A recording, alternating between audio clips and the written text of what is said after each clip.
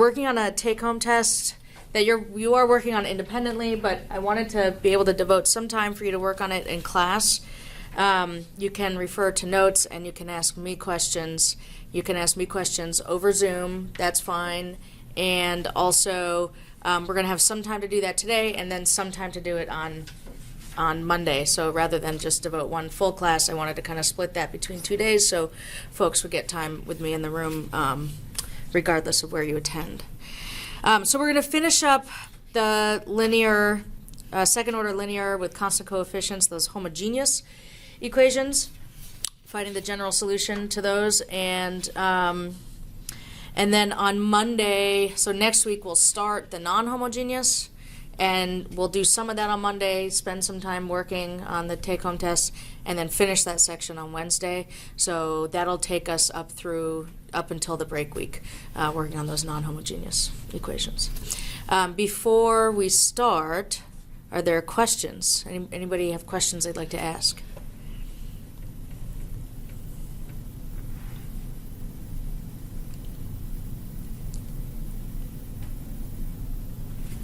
Okay.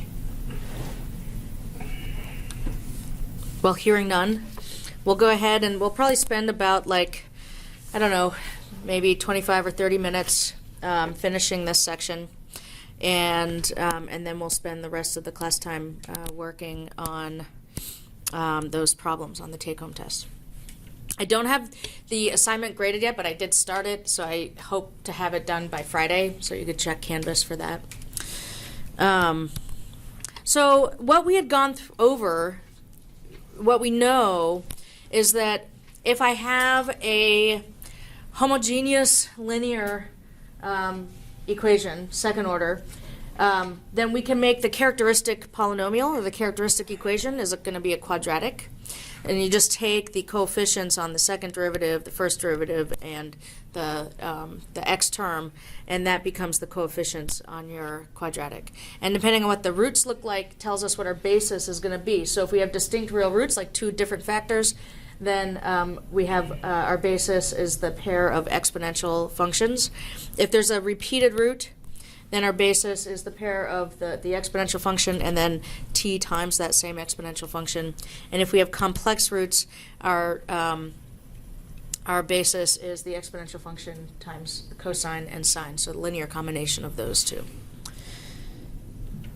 We did a couple of examples, and we're going to do 2 or 3 more today. So let's begin. What's the first thing we want to do here?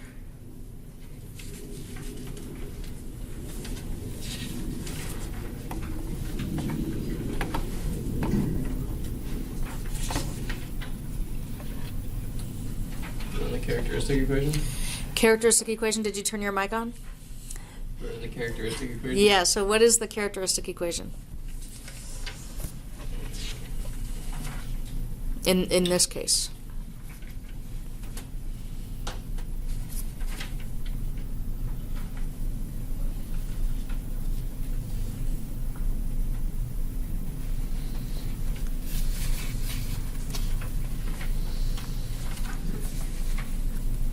R squared plus 6r plus 9. Great. Equals 0. And then we want to solve that quadratic. And you could, take your favorite technique. I think this will factor. What do we get?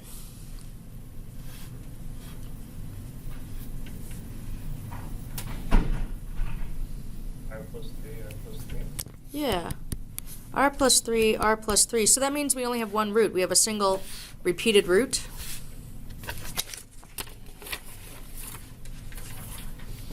R equals -3. And if it's a single repeated root, this is critically damped.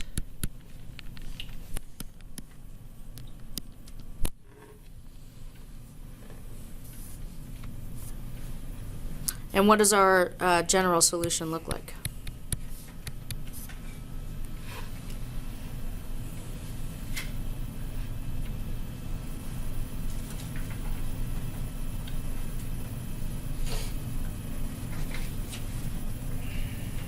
x equals c1 e to the rt plus c2 t e to the rt. So c1 e to the rt plus c plus, what's the other one? c2 t e to the rt. Okay. And so we're almost there, only we know that in this case r is -3, so we're going to throw in that value up here. And you can leave it that way, or some people like to factor out the e to the -3t.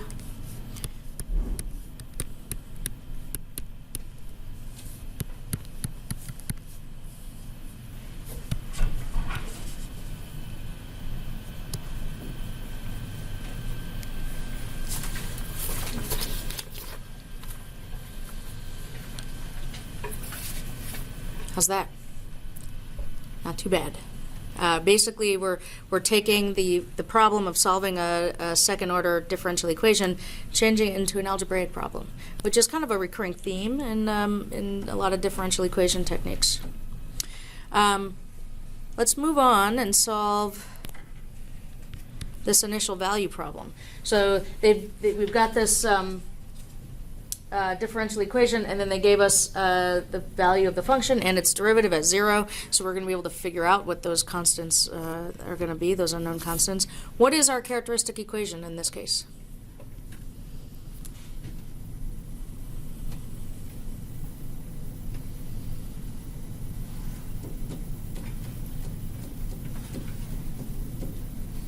Is it r squared plus r plus 0.25? Mm-hmm.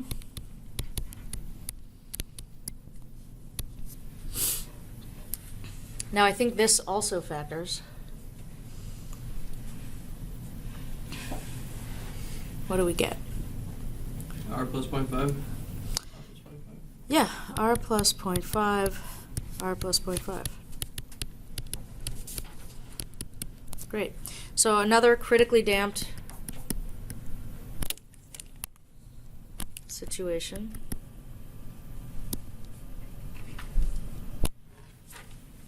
We have a single repeated root of -0.5. And that means that the general equation, right, the general solution rather, is going to look like this. What do we have? Some constant c1 e to the -0.5t. And then another constant c2 times t e to the -0.5t.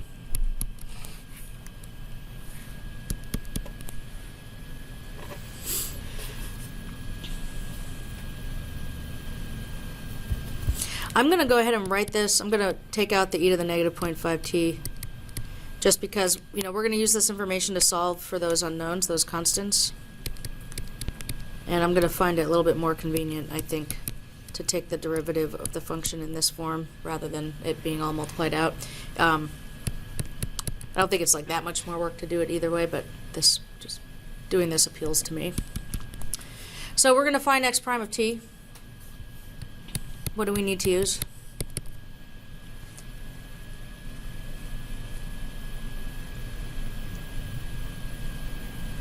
Product. Yeah. Okay.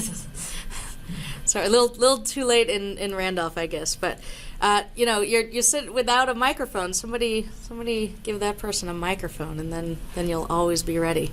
I know that there's a dearth of microphones in Clark 110, so I apologize for that. They are planning. They keep telling me this, and I believe them because I don't think they would lie to me.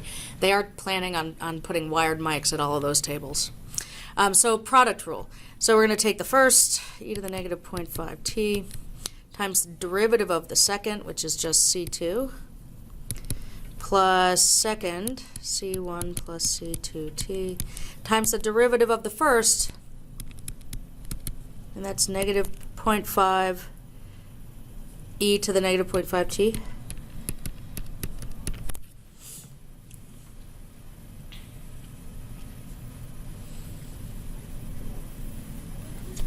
And I think I'll just finish by factoring out the e to the -0.5t again.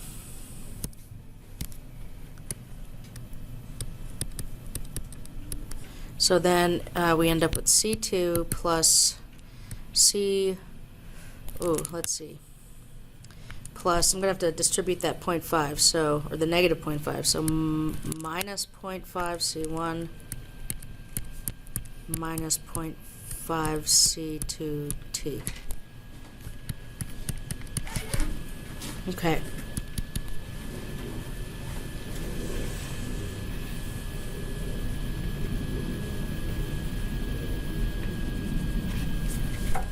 All right, now let's use our initial conditions. So they tell us that x of 0 is 3, and that gives us this equation. When we plug in 0, of course, e to the 0 power is 1. When we plug in 0 to the original equation, the second term has a factor of t here, so that term will actually zero out, and we just get 3 is equal to C1, I think. And then they tell us that x prime of 0 is negative 3.5. And so that tells us that negative 3.5, let's see, e to the 0 is 1, so then we get, that factor will just be 1 here, and then we get C2 minus 0.5 C1. And then that's 0, right? The minus 0.5 C2 times t will just be 0. We know that 3 is equal to C1. You can throw that in there.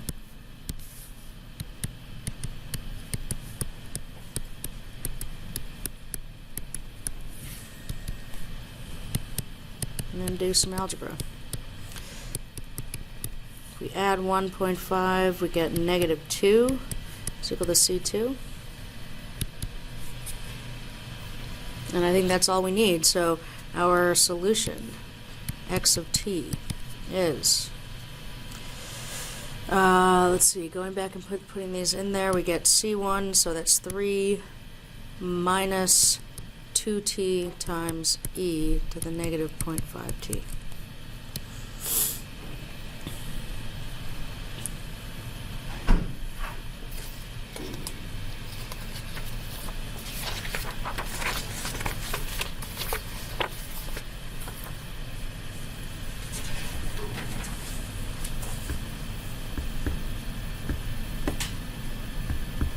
Questions?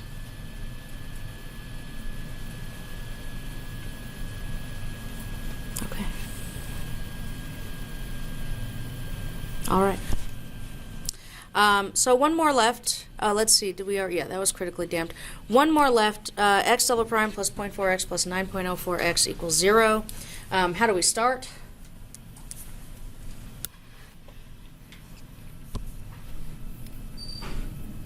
R squared plus R plus 9.04. Well, we have an x prime term here.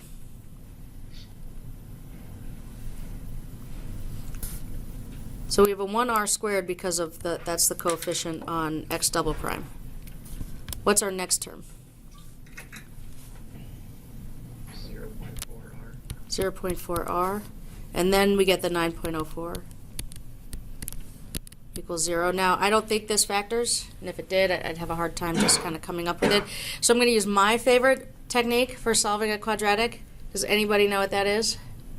Completing the square. Completing the square, yeah. I love completing the square. If you love the quadratic formula, you can go ahead and use it. It'll be less satisfying, I think, ultimately, to use the quadratic formula than it is to complete the square. But you know, you can do your own thing. So I'm going to throw the 9.04 on the other side.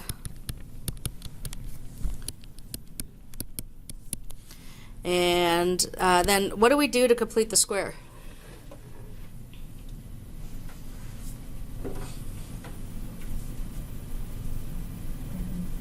Take half of the 0.4 and double it. Close. We're going to take half of the 0.4 and square it. And add that to both sides. That's a clever move for us to make because when we do that, then what we're looking at on the left side is a perfect square. And this is what a perfect square looks like. And then we just take the r and the positive 0.2, so we have r plus 0.2 squared on that side. On the other side now we have negative 9.04 plus 0.04 is negative 9. And completing the square is convenient because now we have a perfect square on the left side and we could just take the square root. So now we're taking the square root on both sides, which means on the right side we're taking the square root of a -9. We're going to get a complex solution, right? So on the left we have r plus 0.2. On the right we have plus or minus 3j.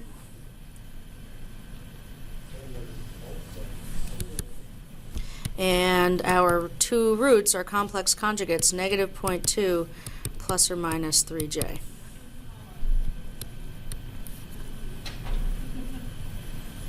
So this is an underdamped situation. And I'm going to scroll up to that table just to give us a reminder where we get our general form, and I'll scroll right back down. So complex roots, alpha plus beta j. So the basis comes as a pair of equations where we have the exponential e to the alpha t times cosine beta t and e to the alpha t times sine beta t. The real part of the complex root tells you what the coefficient is on t in the exponent of the exponential part, and then the complex coefficient, the imaginary coefficient, tells us the coefficient on t inside the argument of cosine and sine. So this, if we use that down here, we get x of t is, let's see, e to the -0.2 t, and actually let me, some constant c1, e to the -0.2 t times cosine of 3t plus some constant c2 e to the -0.2 t times sine of 3t. And then I'm going to go ahead and just factor out the e to the -0.2 t.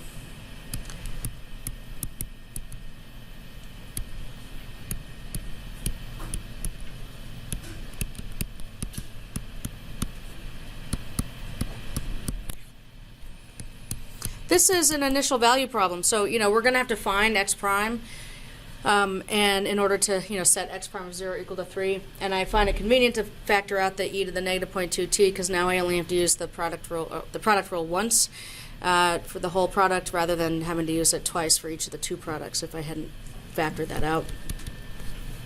So let's find x prime.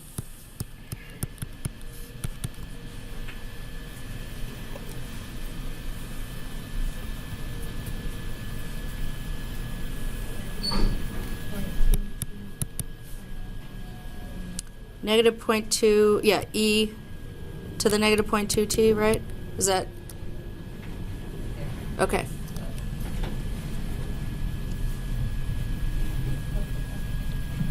Say that again. Hold on. Let me see if I can't boost the volume on my end.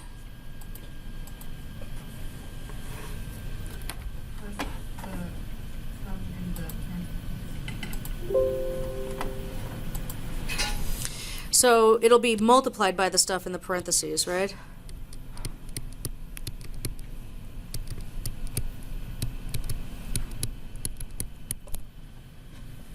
Right, there's the second times the derivative of the first, and then we'll add the next part. What does that end up being?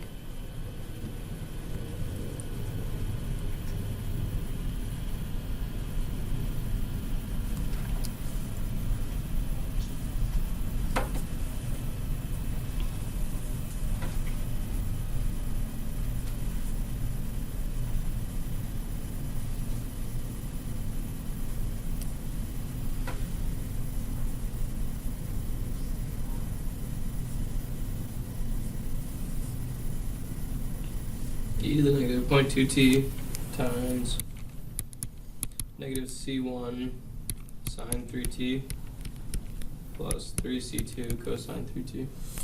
Yeah, I think we need a factor of 3 here as well. Right, like -3c1. I figured you could combine that with c1. And then you added the factor of 3 for the other one, so that's 3c2 cosine of 3t, right?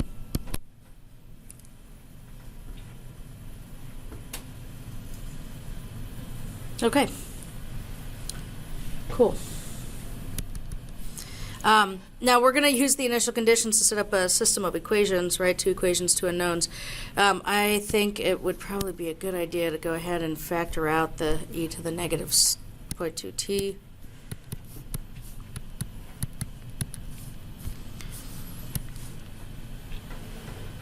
And let's see, we get 0.2 c1 cosine 3t plus c2 sine 3t. It's a negative 0.2, right? Yes, negative 0.2. And then this would be, I'm going to factor out the 3, I think.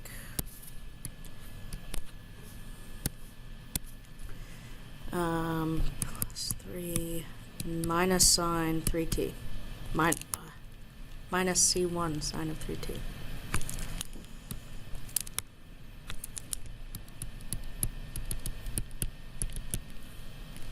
Plus c2 cosine 3t.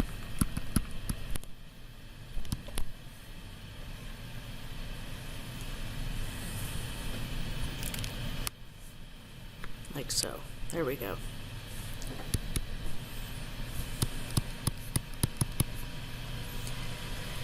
Okay, let's see what we get here. We're just trying to do this to figure out what C1 and C2 are. So let's use our known values. X of 0 is 0.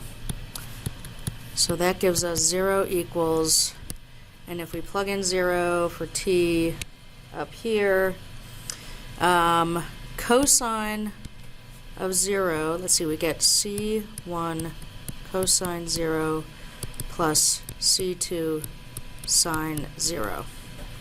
Because the e to the stuff obviously was just 1. Sine of 0 is 0.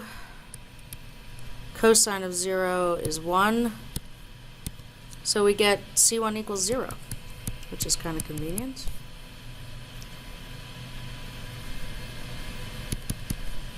And x prime of 0 is 3.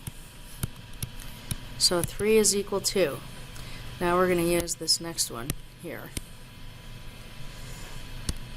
So e to the stuff is going to be just 1, so I'm going to leave that off. Negative 0.2 times C1 cosine 0 plus C2 sine 0 plus 3 times negative C1 sine 0 plus C2 cosine 0. Alright, so we know that sine of 0 is 0. We also know that C1 is 0. So this term zeroes out. C1 is 0, and that makes that term 0 out. And sine of 0 is 0, so that term zeroes out. Cosine of 0 is 1. So I think the only thing we're left with, this equation, I think boils down to 3 equals 3 times C2, which is pretty nice. So that means C2 is equal to 1.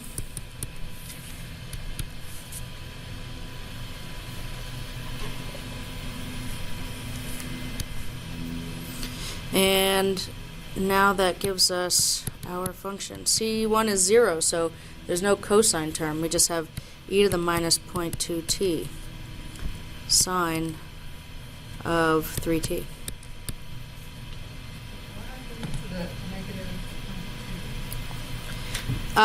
Like this negative 0.2? So inside the parentheses that the negative 0.2 is being multiplied by, this is 0, and that's 0. So the stuff in the parentheses is just 0, so that went away. We just had negative 0.2 times 0.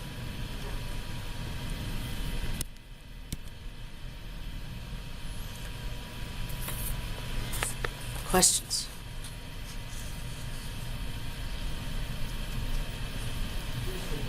Okay. So what I want to do is spend the next like 45 minutes letting you guys take time to work on that take-home test. If you have questions, any sticking points, let me know. If it's obviously like folks in Williston are able to kind of show me something that they're working on and ask a question. If you're in Randolph, and you want to do that today, you can still do that. Just let me know if you have a question. If it's a question that is conducive to just asking verbally, do so. Otherwise, if you want me to look at like something that you have, and then kind of to discuss an approach, you can send me a text at this number. Send me a text like you could take a picture of your work that you want me to look at if you want like feedback or something, or if you're stuck, and we can talk about that. Otherwise, if it's conducive to just a verbal description, then we can do it voice. And again, we'll have time on Monday for you to work on stuff during class as well, so you'll get time to do that while I'm in the room with you. Questions before we set about doing our work? Okay. So it's okay to ask me questions. It's okay to refer to your notes, but you will work independently, so you can't consult with each other on these problems on this test.